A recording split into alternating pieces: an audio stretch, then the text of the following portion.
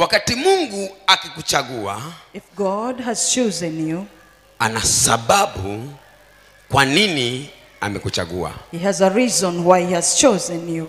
Hallelujah. Amen.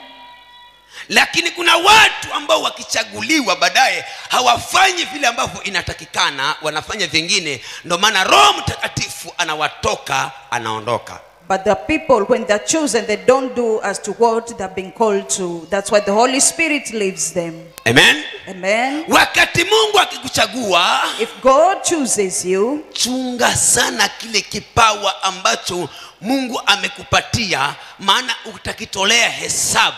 then take care of the gift that you're being given, because you'll be accountable for it. Hallelujah. Amen.